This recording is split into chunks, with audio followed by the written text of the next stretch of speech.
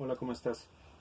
En estos videos, yo creo que voy a hacer unos 4 videos para cada una de las biomoléculas. Voy a estar trabajando con unas copias que dejé en el canal de Telegram y que voy a ver cómo le hago para poner el archivo en la descripción. No sé cómo se haga, pero ahorita investigo. ¿Qué es lo que se ve en esas 3 páginas? Es un archivo que yo armé para poder unir las partes más importantes en el aspecto químico o bioquímico de las principales biomoléculas.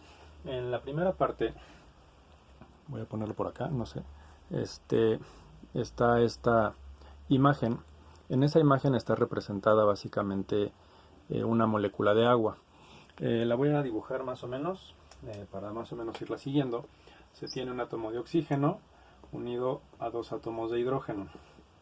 Estos átomos de hidrógeno están unidos por un enlace y también están separados en un ángulo que es de acuerdo a lo que tienes ahí en las copias, de 104.5 grados. Son más de 90, son menos de 180, pero el círculo que está representado alrededor en color rojo es un área de atracción que tiene el oxígeno. El círculo que está alrededor en color azul de los átomos de hidrógeno es también el área de atracción, son unos radios de Van der Waals. Lo que ya está así como tal representado en esa imagen perdón, es esta figura.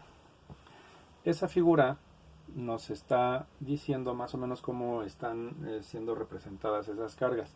Si tú recuerdas, en la tabla periódica, el oxígeno pertenece a la familia 6. Dentro de la misma familia, de acuerdo a sus características químicas, en su último orbital, en su última órbita de electrones, digamos que para completar su octeto, el oxígeno puede recibir 2 electrones y completar. ¿Quién está dando esos electrones? El hidrógeno. El hidrógeno solo tiene uno, pertenece a la familia 1 de la tabla periódica, y ese electrón que tiene orbitando alrededor se lo está prestando, digamos, hacia el oxígeno para que pueda completar su órbita. Esto forma un enlace fuerte que es básicamente un enlace covalente.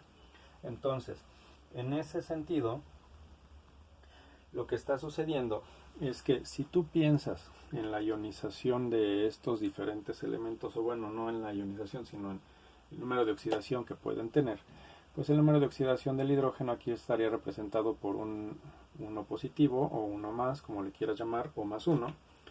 Y en el caso del oxígeno, tendrías la capacidad de recibir 2 electrones, lo que lo convertiría en un 2 negativo o 2 menos. Partiendo ya de este supuesto de las cargas positivas y negativas, y a que la molécula es una molécula que está dividida en 2 partes por el ángulo que se está formando en los enlaces, se dice que la molécula de agua es una molécula que está dividida por un lado en una zona positiva y en una zona negativa. Si yo la represento pensando un poquito en los imanes de barra que normalmente vemos en las papelerías, la zona positiva con un color rojo y la zona negativa con un color azul, podemos decir que el agua tiene 2 zonas, una zona negativa, una zona positiva, lo que le hace una molécula polar, tiene 2 polaridades. Entonces podríamos dividir a la molécula de agua en esas 2 diferentes regiones. Esa interacción o esa parte hace que el agua sea una molécula demasiado importante, porque a partir de ahí se pueden entender varios de los estados de agregación que tiene la materia. En el caso de la segunda parte de esas hojas que hice llegar, esa segunda parte que corresponde con esto, alcanzas a distinguir otra vez representadas esas mismas caritas en la parte de la izquierda a una molécula de agua. No importa cómo la voy a representar, pero creo que la puedes entender si la pongo así. unida por un enlace que se conoce como enlace de puente de hidrógeno. Esta si correspondiera con la zona positiva y esta con la negativa, pues aquí se uniría por un enlace de puente de hidrógeno con la otra parte del oxígeno, sería esto, y sus respectivos hidrógenos.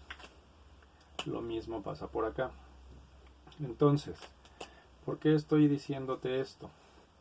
Porque si tú observas el esquema en la parte izquierda, vas a poderte dar cuenta que las diferentes moléculas de agua en ese mismo esquema están representando una figura que al final, ay Dios, qué feo suena eso, que al final de cuentas, aquí lo dibujé como un hexágono, pero en cada uno de los vértices de aquí tenemos una molécula de agua diferente y se empiezan a formar cristales, y esos diferentes cristales van a permitir la formación de figuras como los copos de nieve, o también este hueco va a empezar a ocupar más espacio que las moléculas que están desacomodadas en los cuadros siguientes que tienes en esa imagen. En el segundo cuadro tienes agua que se está derritiendo. Tú alcanzas a distinguir dentro de esos esquemas todavía los enlaces de puente de hidrógeno que están representados con un color azul o verde agua, no sé. En el tercer recuadro alcanzas a distinguir agua líquida, tiene cada vez menos puentes de hidrógeno, las moléculas están más juntas, ocupan menos espacio. Y en el cuarto recuadro estás encontrando agua a punto de la evaporación. En otras palabras, hielo, que ocupa un espacio más o menos grande, agua o hielo derritiéndose, agua líquida y agua ya evaporándose. Lo que representan las rayitas estas punteadas es que esas moléculas rompieron, tienen tanta energía, tienen tanta excitación molecular, que rompieron la fuerza de la presión atmosférica y se están comenzando a evaporar. Ahora, ¿por qué es importante eso? Por muchas razones. Todos los seres vivos tenemos agua en nuestros componentes. Gran parte del interior de las células está formado por agua. A partir de las interacciones con el agua, tú puedes entender diferentes procesos que están sucediendo dentro de los seres vivos. Ahora, aparte de que todos los seres vivos estamos conformados por agua, el agua y sus propiedades hacen que las diferentes biomoléculas, las biomoléculas son 4, las orgánicas, 4 principales. Tenemos biomoléculas inorgánicas. Se les llama biomoléculas porque están interactuando con los seres vivos. Estas biomoléculas se van a dividir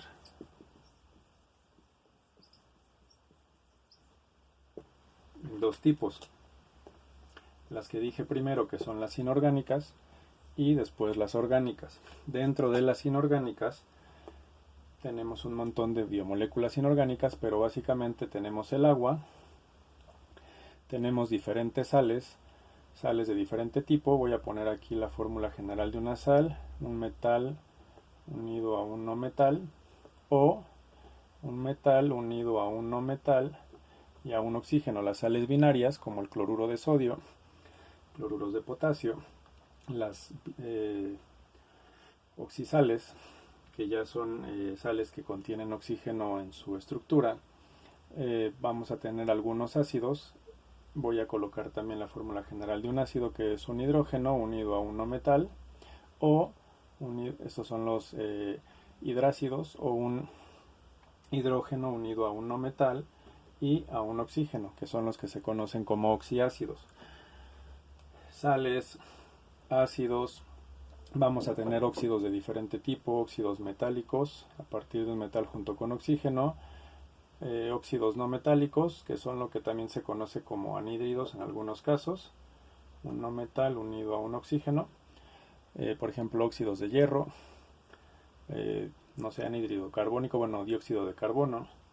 Vamos a encontrar otros minerales, por ejemplo, que necesitamos para diferentes cosas, no sé, magnesio, que está en diferentes formas, que tenemos fósforo, que se encuentra en el suelo, nitrógeno, pero pueden estar en otras de las formas químicas, ¿no? De química inorgánica. Y dentro de las biomoléculas orgánicas están las 4 básicas. Son orgánicas porque tienen siempre carbono en su estructura. Las biomoléculas orgánicas son 4 y por orden de complejidad esas 4 serían los carbohidratos, serían también, después aumentando su tamaño, carbohidratos tienen carbono, hidrógeno y oxígeno en un tipo de arreglo. Voy a ver eso en otro video más. Los lípidos, los carbohidratos se llaman azúcares. También los lípidos, que también tienen carbono, hidrógeno y oxígeno, pero en una estructura diferente. Carbono, hidrógeno, oxígeno, sí. También lo explico en otro video. El tercer tipo de biomoléculas son las proteínas. Lo voy a explicar de la forma más sencilla que pueda, igual haciendo sus dibujitos. También está en las hojas. Y por último, dentro de esas biomoléculas orgánicas están todo lo que se conoce como ácidos nucleicos. Se les llama nucleicos porque normalmente se encuentran en el núcleo de las células, pero las células eucariontes sí tienen núcleo, las células procariontes no tienen núcleo. Sin embargo, ambas pueden tener los ácidos nucleicos. Carbohidratos hay de diferente tipo, lo abordaré en su momento. Lípidos hay de diferente tipo también, proteínas también con diferentes funciones, y los ácidos nucleicos, solo como para que te acuerdes, están el ARN, no me gustan mucho las siglas en español, me acostumbré a las en inglés, pero da igual, y el ADN. La diferencia entre estos dos o esta letrita tiene que ver con un azúcar, después lo repasamos.